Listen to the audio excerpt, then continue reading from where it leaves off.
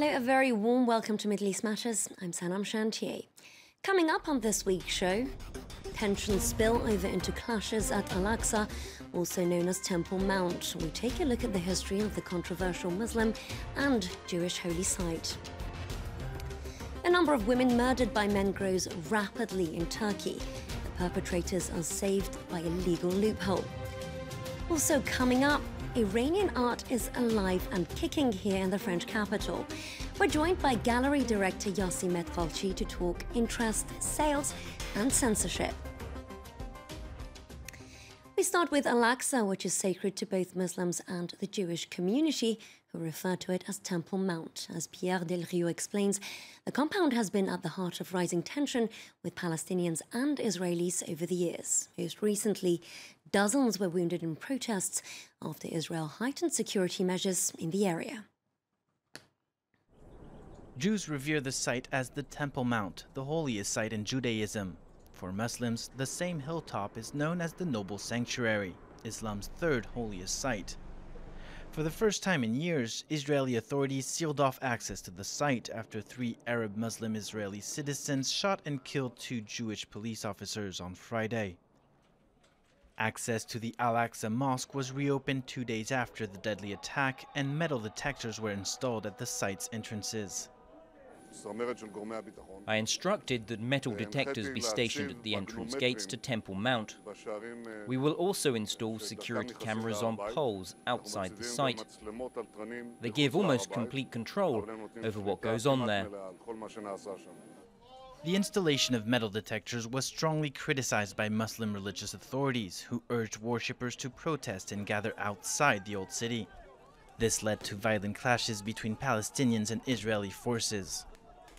For Palestinian religious and political leaders, the so-called security measures are an attack against the city's Muslim population and heritage. The Palestinian government holds the Israeli government fully responsible for any damage to the Al-Aqsa Mosque, for the Judaization of Jerusalem and obliteration of the historical and Islamic identity of the city. A Jordanian trust manages the Islamic buildings on and around the compound, but Israeli authorities control the site's entrances. During periods of heightened tensions, Israel can decide to limit visitors or close access to the holy sites. The hilltop at the crossroad of Islam and Judaism is arguably the center stage of the Israeli and Palestinian national narratives. Tensions in and around the holy sites have often been sources of escalations and conflict. In 2014, after an Israeli police officer was shot and wounded on site, access to the compound was limited to Muslim men over 50, a decision that was perceived as a declaration of war by the Palestinian authorities. 14 years earlier, in 2000, a provocative visit to the Temple Mount by the Israeli opposition leader Ariel Sharon sparked the Second Intifada, the Palestinian uprising against Israel, which lasted over 4 years. July 15th marked 1 year since the failed coup attempt by the army against the Turkish government. The country's president has since tightened his grip on power. On the anniversary on Saturday, Recep Tayyip Erdogan made an emotional speech to thousands of people.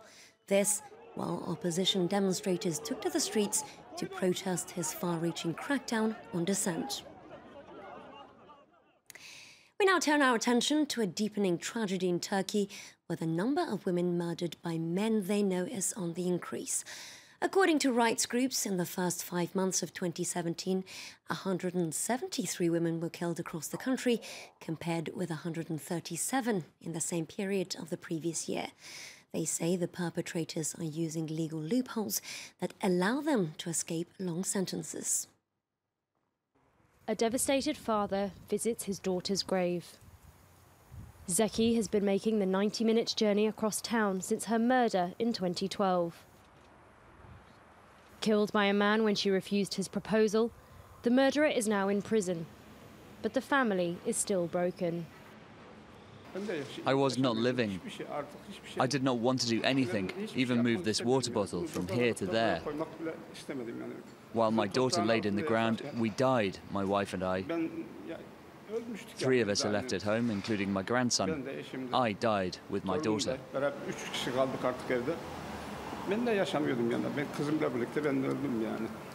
But unfortunately, Zeki's daughter's case is not unusual. Feminicides have almost tripled in Turkey in the last 5 years. Women's rights associations say the arrival of the AKP party to power is partly to blame for the rise. This patriarchal system is reflected in women's lives at home, reflected in work lives. When we try to resist or to live our lives, we women can come face to face with violence, assault and death. The main reason for this is men not seeing women as equals. Many of the crimes are motivated by revenge for perceived slights, and often the men use the same defence. Duygu Sen's killer is now arguing insanity to reduce his sentence. The suspect tried to benefit from all kinds of sentence reduction techniques throughout the trial, including provocation, saying that he was insulted, sworn at, and he tried to benefit from good demeanour, that he regretted it, that he did not want to kill her, and that his mental health was not balanced. As the problem grows, more women are speaking out. But in making their voices heard, these women risk in turn becoming targets themselves. Nicolas Flamel is the only art gallery in Europe that showcases the work of solely Iranian artists. Their aim is to introduce the country's art to the international community while presenting a side of Iran that's often missing from its portrayals in Western media. Last week, the gallery opened its doors to the public in the heart of Paris in an exhibition entitled In the Best of All Worlds. It's brought together the work of 10 celebrated modern and contemporary artists, and some of their pieces reflect the theme of hope in the aftermath of the country opening up to the West. And we're joined in the studio by the director of Nicolas Flamel, Yassi Metghalchi. Yassi, thank you so much for joining us. Thank you. Now, why only Iranian art? Don't you feel that you're limiting yourselves by showcasing the work of only one nation? Well, my business partner, Hessam Khalatbari, and I, we both share a huge passion for Iranian culture. And we thought that, well, Iran is in the news and we should show another face of Iran, another Iran, by introducing history and culture through art and create a better understanding of our country, Iran. Now, what impact would you say that the country's political scene has on the work that you do? Because, of course, you're working with artists in the country, but from Paris. Yes, well, as you may know, France and Iran, they have this kind of love-hate relationship, and they share a long history together. So we thought maybe we could create a cultural bridge between the West and Iran through the works of our artists. And now it's come to a 2-year anniversary of Iran's historic nuclear deal. Would you say that that itself, in terms of the sanctions being lifted and what have you, has really shaken up the art scene in Iran? Well, it has shaken up the art scene since during the deal. There has been a lot of important art events in the US that have been launched, like Parviz Tanavoli's solo exhibition at the Davis Museum, or an exhibition on Iran at the Asia Society in New York, or Monir Farmayan exhibition at the Guggenheim, New York. So all these have been happening during this deal. We know that promoting art, collecting art, is a kind of political act during this period. And of course, you're talking about the international scene in Iran, in Tehran itself. There are over 300 art galleries. It's extraordinary. Now, it's almost impossible when we're talking about Iranian art to ignore the topic of censorship. And looking here at an animation by Ali Akbar Sadeghi, they somehow do seem to be pushing the boundaries. Well, he's one of my favorite Iranian artists and maybe one of our masters of modern art. Censorship has always been existed in the history. I mean, since Lenin and Stalin, we had censorship, and we all know that censorship also feeds an artist to create and to push his limits for his creativity. So all the artists grew up with that, and they know how to convey their message in a very subtle way. Now, lastly, and very briefly, the opening of your exhibition came only days after the Tehran annual auction, which has increased by some tenfold over the past 5 years. Let's talk about that. Yes, well, I think it's a very positive thing for the younger generation of artists.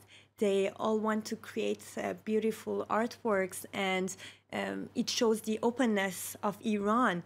I mean, with the creation of Christie's in Dubai and this Tehran auction that is booming, the country is opening up. So it's a really good thing, and it brings the nations together. So on a positive note, thank you very much, Yassi Metghalchi of Nicolas Flamel, for joining us. Thank you. Now, we finished this week's Middle East Matters with news of the death of Maryam Mirzakhani. The 40-year-old, who died after a 4-year battle with breast cancer, was the first ever woman and the first Iranian to receive the prestigious Fields Medal for mathematics, and tributes have been pouring in from the country's officials and fans alike. This is the first time Iran's newspapers broke with tradition since the 1979 Islamic Revolution and showed a woman without the mandatory hijab. According to reports, the Iranian capital is even considering naming a street after Maryam Mirzakhani. That's it for this edition of the show. Don't forget you can watch the programme on social media. That's both Twitter and Facebook. Until next week.